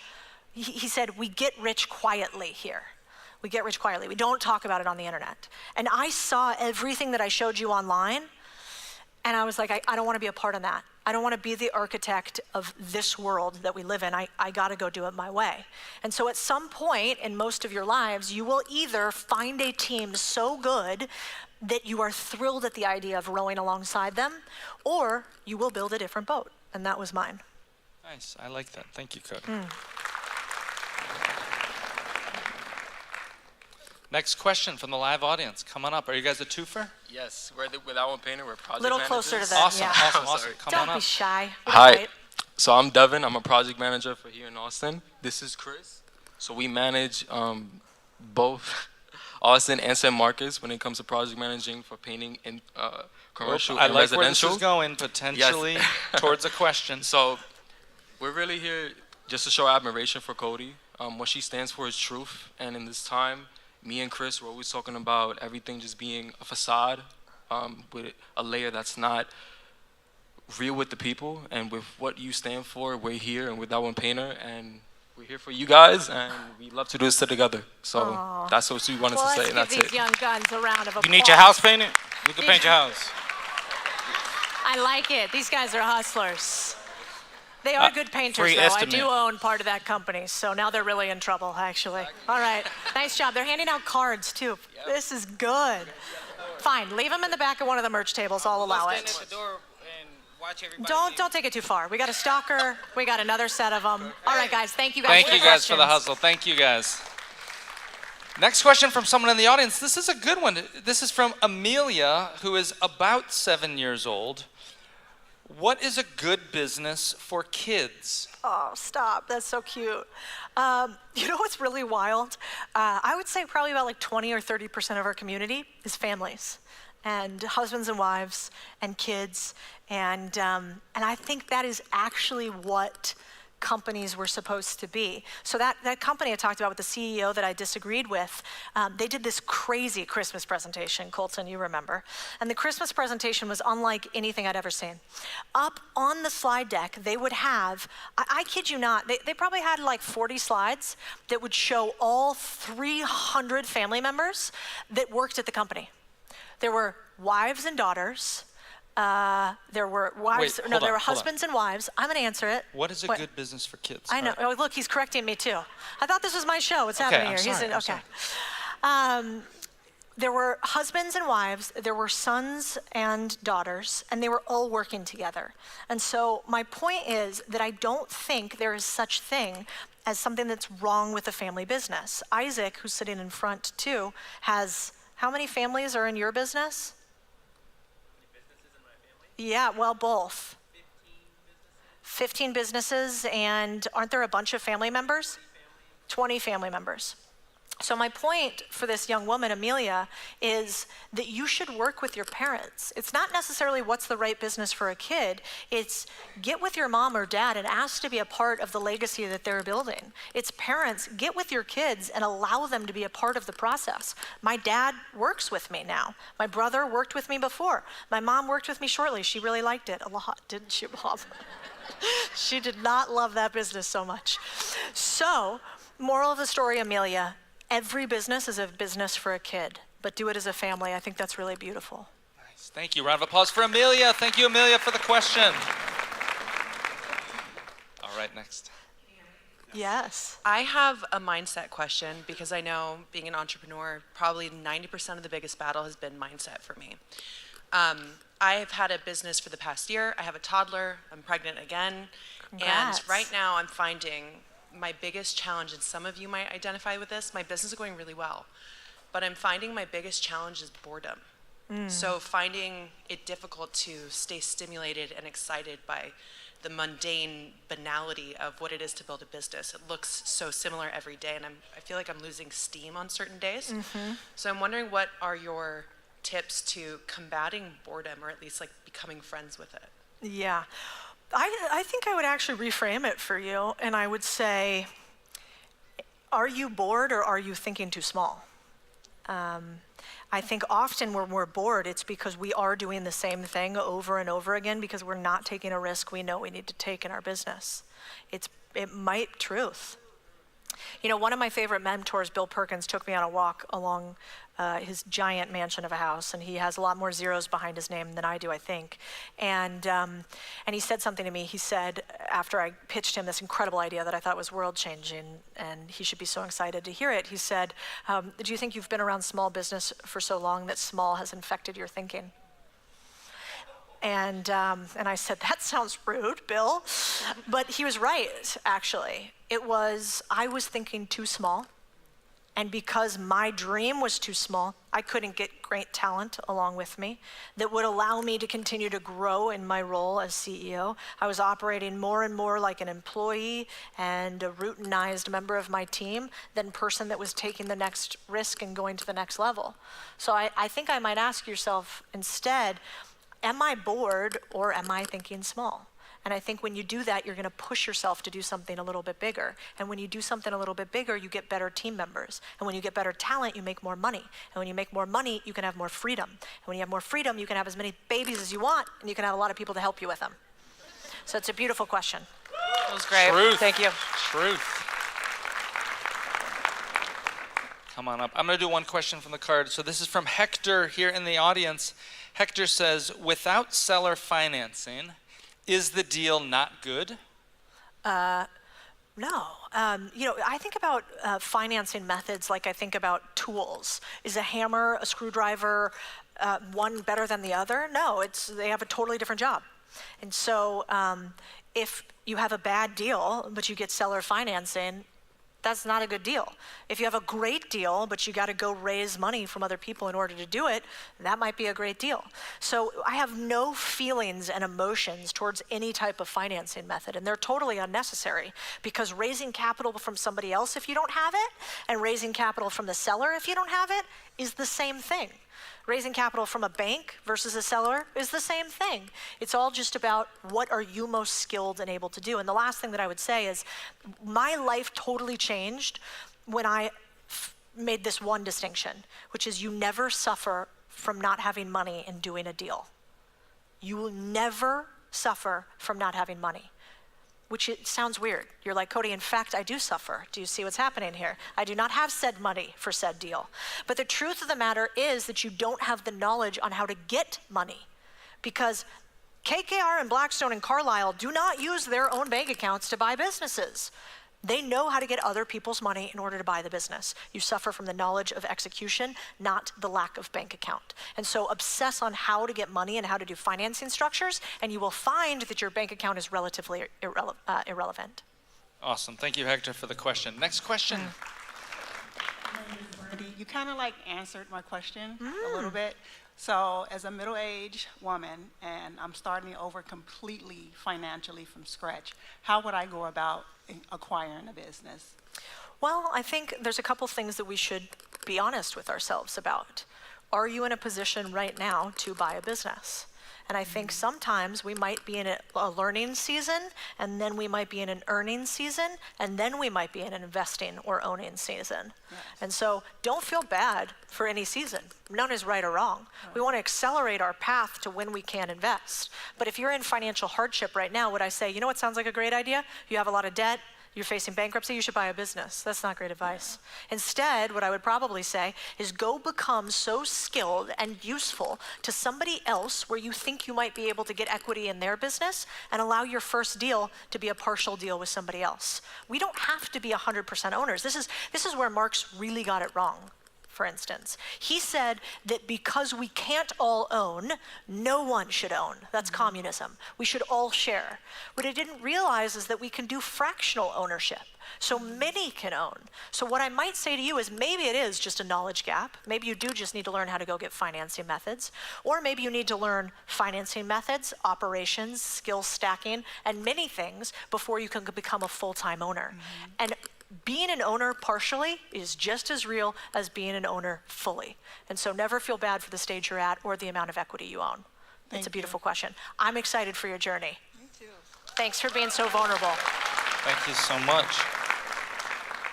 We have a bunch more questions. You cool to keep going? Yeah, how are we doing on time? How's everybody feeling? Okay, we'll keep going. I think we have another, how many minutes anyway? I'm guessing 10 minutes, or I'm waiting for Okay, my we have another my 10 time minutes stream. on the regularly scheduled programming. We'll go a little bit early. Let's do 5. Or we'll go a little bit longer. We'll cut you short tonight. We'll go a little bit longer, but also don't feel bad if you're here and if you got a babysitter or whatever. No stress, we got you. All I really care about, I'll do a little thing at the end, is that you do the rarest of things, which is try to get in the game. Because most people will sit on the sidelines, and I don't want that to be you. Okay, let's take a couple more questions. Cool? All right, question up front. Well, hey, Codie, my name is Alan. Pleasure to be here. I like what you said about the different seasons, learning season, earning season. I'm an 18-year-old Indian guy, didn't go to college, here trying to do the whole business thing. So, thank you. I got a fan out there. So do you think I should be, right now I'm working a job in construction sales, selling roofs, like with the hail damage and stuff. Do you think I should do that to get enough money to buy a business? Do you think I should start a business now? How do I get my first $100,000 in my situation? It's a beautiful question. One, you should talk to the guys at Resi Brands, if Resi Brands crew is here. Over there, okay. Resi Brands is one of the companies that we own a portion of, and they have a roofing company now, so we are always looking for salespeople. So cool. I'm here as a recruiter also. Yeah. But you should talk to them. One of the interesting parts about joining up with a company like Resi Brands or a franchise is I have this belief that, like, it doesn't matter how you get ownership. So if you get ownership from being an employee and having a percentage of the company, amazing. If you get ownership from being at a company and getting a percentage of another company, that's what private equity does, that's amazing. If you get ownership by straight up buying a business yourself, or if you get ownership through a franchise system, which is what Resi Brands is, that's amazing. There's no wrong path to ownership. And so I would say at your stage, I don't think age matters so much. We had a guy in our group who was 19 when he bought his first business and sold his first 2 businesses by 22. So age doesn't matter. Yeah. But what does matter is you are a byproduct of all the things that surround you. We're like little amoebas inside of a petri dish that has a bunch of different ingredients added in that turns us into who we are. And so what I would say is you want to get with the company where you are learning the game of ownership. You might want to focus on 2 things right now. How can I earn as much as possible to save for ownership? And how can I learn as much as possible so I know a good deal when I see one? So if your company today isn't one where you're learning, change. If your company today isn't one where you're earning, you're in sales, so it probably is, change. And then I think what'll happen is we talk about buying businesses like it turns on your reticular activating system, which is basically this part of your prefrontal cortex that notices things because you tell it that it's important. So that's like why we didn't die on, the Saharan plains, because we were like, lion, not good. If we see another lion, I want to look out for lions. So anywhere a lion was, we checked that thing out and we said, we're going to pay attention to that. Well, we do the same thing when we think about businesses. If you start saying, I'm going to obsess on learning about businesses, I'm going to obsess on doing deals, you know what's going to happen? You're going to start seeing deals all around, just like a lion. So good luck, and I think you're starting very young, which is wonderful. Thank you so much, Codie. You answered it well. Thank you. Thank you for the question, Alan. Codie, look at some of these from the live stream and see if there's one that you like more than the others. You want to choose one of these? Yeah. One asks, I love the book. I read it cover to cover. How do I work with you more? Well, I think the answer to this in life, I had this one mentor, who didn't know he was my mentor. Has that ever happened to you guys? Where all of a sudden you're like, did I just become a mentor to you on accident? And so I think it's a useful story because I would repeat it if I was young and hungry and wanted somebody to pay attention to me. One, I would say probably the best way to do it is not to go after somebody really public, because we got, there's like a lot of people that are DMing us. But the richest guys you know probably own a sprinkler company near you, and nobody wants to talk to them about the sprinkler company. And you could literally become the mentee that somebody is looking for and didn't even know it. And the way that I got in with this guy is I did one question. I would email one question, and a very simple question. It would be like, I have so much respect for everything you've built. Is there one book that you would recommend a young person who wants to progress in their career to read? That's it. All the guy has to respond is with a book. Then you do the rarest of things. You read the fucking book. Nobody reads the book. Not a single person reads the book. So I read the book. And then when I reached back out to the guy, I said, hey, the book was really useful. Here's 3 things that I actually implemented and put in place. Thank you. No ask. Third email, I follow up and say, hey, I have this question about, emerging markets, because at the time I was an investor in the public markets, about emerging markets. I was wondering, I saw you wrote this piece, very simple question. Then his next response was more like a paragraph instead of a couple of words. And this way you progress in a relationship, kind of like a series of paper cuts. That's how I get in. And so you progress with these series of paper cuts until a person doesn't even realize that they're invested in you, because you do a very rare thing, which is you follow through, you listen to them, and you tell them that they actually helped you in your life. And so whoever this is from, that's how you would work with any human more, is small asks continuously over time compound. Fantastic. Thank you, Codie. Let's do one more question from the audience, and then you will look through one of those and choose from the live chat.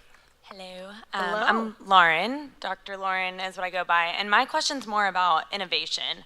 So I'm a functional medicine practitioner and also former TV news journalist. I didn't know that about you.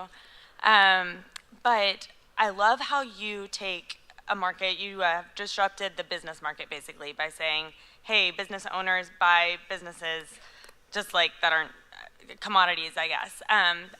I'm wondering if you have any advice for doing so in the health market.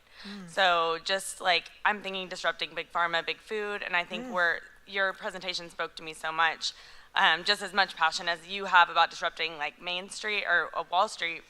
I have that same passion around disrupting pharma, medical care, et cetera. And like even you talk about like curing cancer, like I really do feel like we have the tools to do so. And so just innovatively thinking, if you would have any advice for disruption. Well, one, I'm glad people like you exist, because I think you're right. Everybody feels like there was some truth there, right? Some truth. If I've learned anything about marketing and getting attention online, which I think is the root of your question, it is that if you are morbidly, passionately curious about something, somebody else on the internet is now, today. This business that I started online started with a laundromat, for the love of God. I mean, I was talking about my laundromat processes online, and one of those first videos hit millions. And I didn't do it because I thought that we would create this huge empire. I did it because I was so obsessively curious about it. And I don't know if you guys have ever felt this, but have you been around somebody that is obsessed with a thing? How hard is that to resist? Like, you could talk to me if you were obsessed with cold sparklers and their ability to turn on any sort of alarm in a building that they shouldn't. I bet I could get fascinated in it, because obsession is contagious. I think what happens a lot of times for us on the internet, though, is we do mimicry and imitation instead of obsession. And so instead, we should let the weirdness that is us out into the world, and we should do it in a way that shows we are uniquely obsessed with this thing, and thus we see an angle that nobody else does. I think about content a lot like I think about comedy. You know what comedy is? It's like a series of acute angles, right? You're like, what do? You go, you know what started the fall of the Roman Empire? Paris Hilton, right? And then you're like, explain it. And so comedy is sort of the same way as attention. You think that you're going right, but you take them left. And the only way you can teach somebody that you think you're going to go right and you take them left is by being obsessed, because you see something that they don't see. And so if any of you guys are struggling with marketing or attention, know it's because you're not being the obsessed, you're being the obvious. The obvious is so boring in a world in which everyone is a content creator. Where can you be weirdly, uniquely, obsessively you? True, right? True. So beautiful question. Thank you for asking. Good to see you. Thank you, Lauren. She's actually, you can't tell, but she's actually jacked too. She works out at my gym and I'm always a little jealous, you know, as one is. You want to do one more question from the Yes. lives, and then we'll wrap it up? Perfect. How about this one? How do I get my spouse on board to buy a business?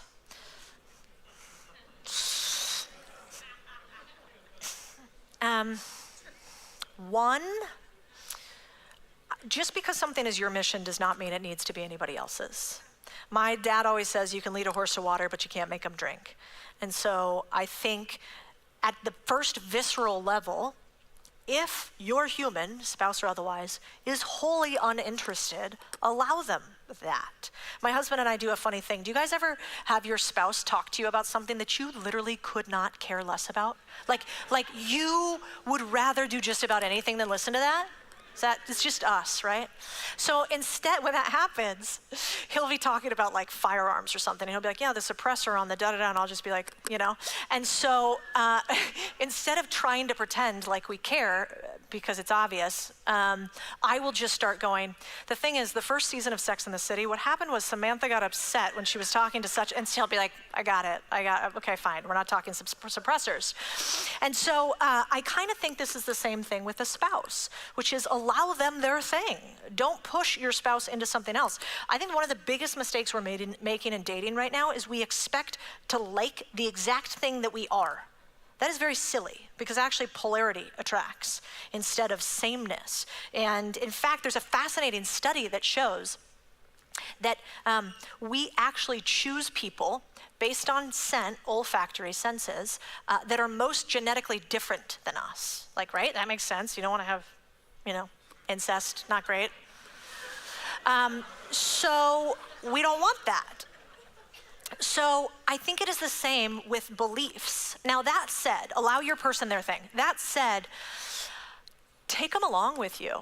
You know, it's very hard at the end of the day, you know, if Chris and I didn't work together and I was explaining what we were doing right now, you know, if he wasn't here, part of this, building it, like, how could you explain this? How could you be like, the thing is, it was a church, she kept cussing, we talked about incest, there was Main Street Millionaires, I don't know what happened.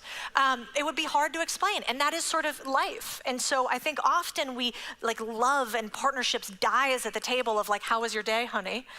And instead, we should probably bring them along. And so that's what we do. We bring each other along to our work activities. We show them what it's like. We ask their opinion on things. So you get your spouse involved by you showing them your obsession and then allowing them to slowly become curious and obsessed too, because it's contagious.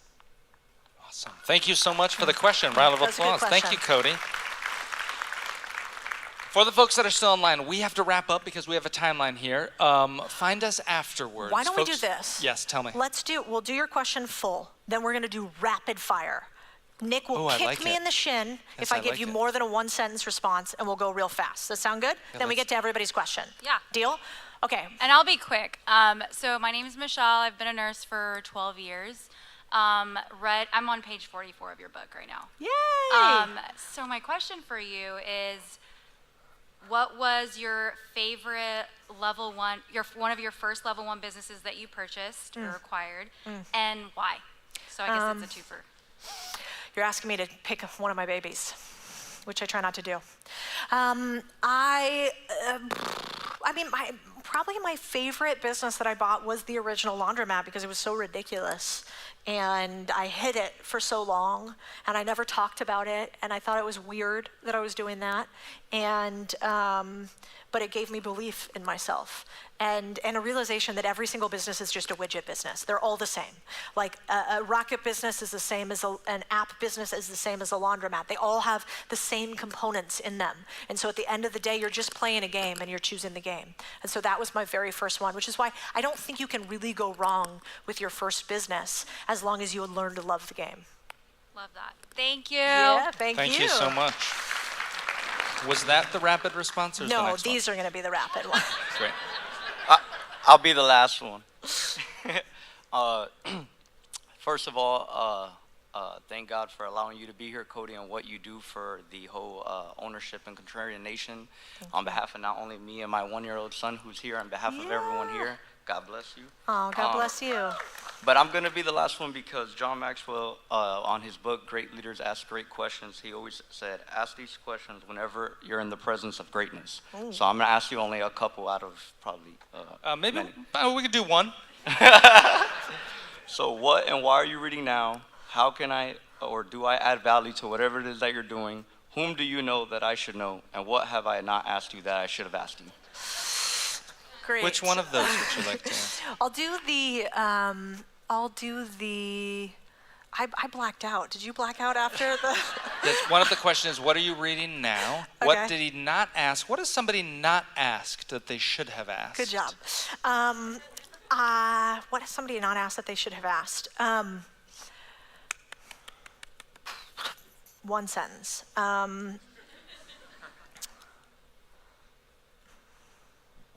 Could be a great time to plug Biz Scout. I think my answer would be, when you want something, what can you give before you ever take?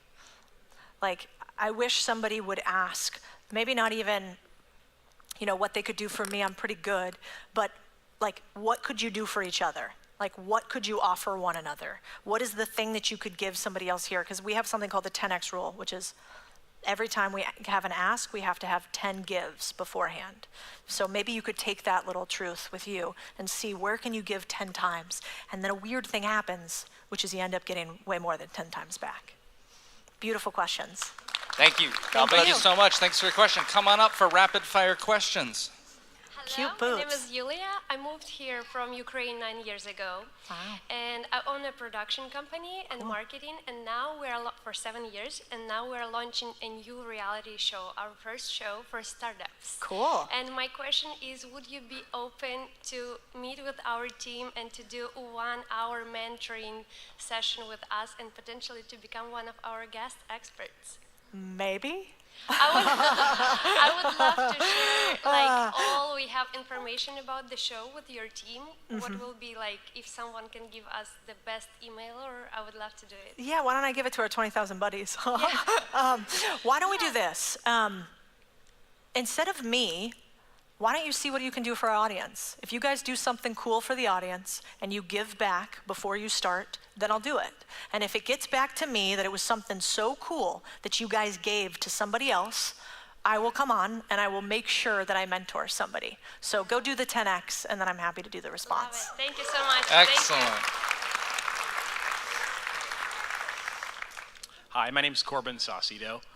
I only have so many skills and not enough time to learn them. So how do you go about selecting the right partner or perhaps the right employee? What do you look for? You don't have enough time? Like, really? That's not what I meant. It takes a lot of time to learn software engineering, for example, so to write my own code, right? So how do I go about finding the right person to augment my own skills? Got it. Just all skills? Maybe a specific technical skill, right? So if I'm looking to manufacture a liquid, do I go find a chemical engineer? Like, how do I go about selecting the right person that I can trust to go with me down that, path? Yeah, so it's really a question about how do I find partners to augment whatever it is I'm doing? How do I hire? How do I find a partner? What characteristics do you look for in somebody? Okay, thanks for playing along with me. You can't do a good deal with a bad guy. First and foremost, you want to look at the best predictor of future behavior is past behavior. Is the person a winner? Have they left winnings behind them? Do they have a history of being good people? Have they created good things in the world? Start there, because I think often we go for the tactics and the technical, but what we really should look for is the human, and that's where I would start. Okay, thank you. Thank you. Hey, my name is Gabe. I see a lot of deals being done with either partial or fully seller financed. And I just wanted to see, is there a sweet spot of amount of capital that you could bring to the table that opens up more doors Is there a certain amount of money percentage-wise, or? This one's a good one. No. Super broad. You should just read the financing chapter of the book. There's plenty of ways to slice this pie, but the truth of the matter is, the one thing that's hard and beautiful about it, there's no set exact recipe. You know, I wish there was steps 1 through 15, and if you follow them, you will make your millions. That's not the case. The beauty of it is you got to figure it out on a case-by-case basis. Thank you. Great question. Thank you so much. We're down to our last two, and I want to say for the live streamers, thank you for watching. Now is a great opportunity, or soon, to leave a review for Codie's book. We are on a crunch to get some great reviews for this great book. When you finish the book, even if you're halfway through the book, I'm halfway through the book. I love this book. It's amazing. That's a great review. We appreciate your support. Also funny, I've become friends with Jordan Peterson's daughter, Michaela, and so he sold a lot more books than I did, to be very clear. He's a monster. But I beat him on the New York Times list this week, so I had to do the adult thing, which is send a screenshot of it to Michaela and say, hey, no big deal, but I had to bump your dad down a spot. And at which point, I also had to let her know that we were very close to the amount of reviews that Jordan Peterson has on Amazon. And in fact, that was impressive because we've sold way less books. And so we are in a race to our first 300 reviews. And if we beat him, I don't know what I'm gonna do, but I'm gonna do something cool. So feel free to leave an Amazon review, and maybe I'll read them all to Jordan Peterson, which would also be funny for me. Funny for me, not that funny for him, probably. It's good, I like it though, but thank you for your reviews. Every single one matters, and Codie reads them every day. That is true, I do. Next question. Nick Bender, secundumarmconsulting.com. If you want to add sterile compounding to your pharmacy, give me a shot, I'll help you out. So my question is, when you're walking into a deal and your partners have capital and you don't, what's a good way to value sweat equity? Yeah. One, I would say let me think about this tightly, who is going to be left holding the bag if the deal goes sideways? If you are going to be the operator actually running the company, there is a real monetary value to that.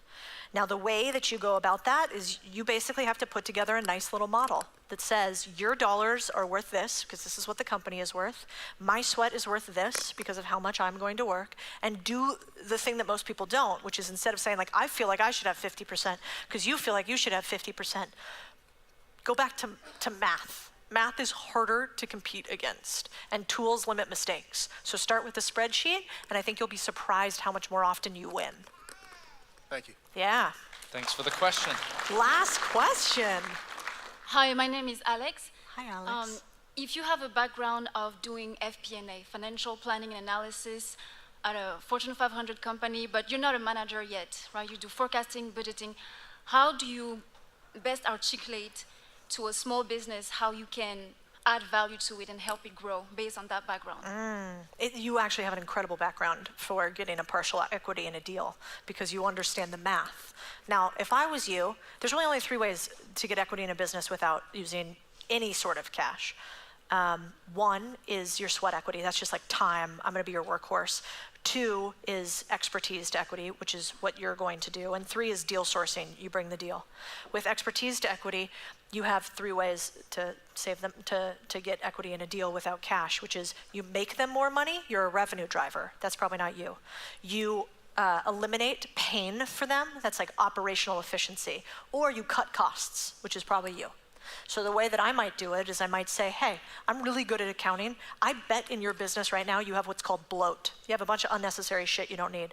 What if I go into your business right now, I look at all of the analytics for the business, and I see all the places we could cut, and how about you give me 10% of what I cut for you? So you are immediately adding value, and you're monetarily explaining why. That's how I might do it. Okay, thank you. Beautiful. Thank you so much. That was great. That was great. That was awesome. All right, everybody, I want to say one final thing. Wait, wait, do we have something else? Thing? Remember that What's thing? the Do you thing? think they want to do that thing? I don't know, it feels the only thing. Oh, I want to try it. Okay. If you guys guys don't know this, by the way, Nick Gray is like kind of famous. Does anybody follow Nick Gray on the internet? No. Yeah, they do. They came for Nick, not for Codie. And Nick is kind of famous because he hates this. He built a business called Museum Hack, and then he sold it. And he's actually this like showman that now is an MC for events all over the place. He bought the business from me with seller finance, by the way. Oh, I forgot about that. That's right. We're an pretty good, example right? here. Okay, so anyway, he's good at this, and we should listen to him. Okay. So we'll do this, and then we're going to leave it to you. Then I'm going to go off the stage. Okay, that sounds reasonable. So she's going to do this thing, and she's practicing for this. And I just want to let her know that it will do well.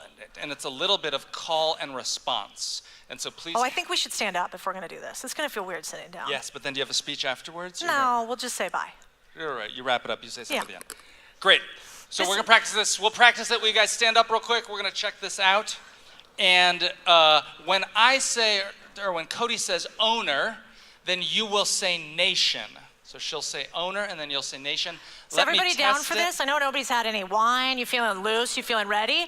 Well, you're going to be on the internet with this, so you better be loud. I don't want any of these like nation. Okay? So here's what I'm imagining. Vanessa, I'll do loud. a test. I'm going to do a test. So I'll say it, and then you say it back. Then I'm going to leave the stage, and then you say your wrap up, and then you end with that. Okay, how's that sound, guys? Let's do We it. got a little owner nation in here? Okay, I like So it. this is the test. Owner. They got this. I'm leaving it to you. Wow. He also goes, you do realize a 2-year-old could do this, right? He's like, you don't need me for this. I think I did. Okay, ready? Let me say this first. You all are so rare. I am honored to know you. Thank you for being here. This book is not mine, it is ours. And I cannot wait for you guys to buy businesses. You have to promise me you'll DM me on Instagram. You'll tell me the business that you bought so that I can come be one of your first customers, okay? Okay, here we go.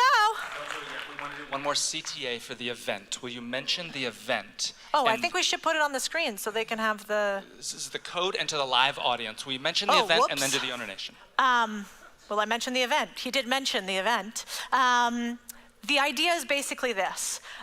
Many people have told me that it is quite hard to do this game of ownership. It is hard to do by yourself. It is hard to have follow through. It is hard to find time. It is hard to find the money. It is hard to find the partnership. And so I said, we are never going to let my people do it alone. We will make sure that we do it together. So in February, we will have 3 days, which I have never done before and may never do again, with all of you. Anybody who comes, by the end of this, you should not only know if you want to own and buy a business or not, but you should know how, and you should know how to finance it, and you should know your next step. And so I promise I will not leave you alone to find a business, and I will not leave you alone to buy a business. We are in this together, and I hope you guys join us, because I truly believe it's the only way that we turn this country around, okay? All right. All right, Owner Nation, ready? Owner! Nation! Owner! Nation! Owner! Nation! Yes! Love you guys. Thank you so much for being here, Owner Nation and Main Street Millionaire. There is a photo wall and merch in the lobby to meet your fellow Main Street millionaires. We will see you next time.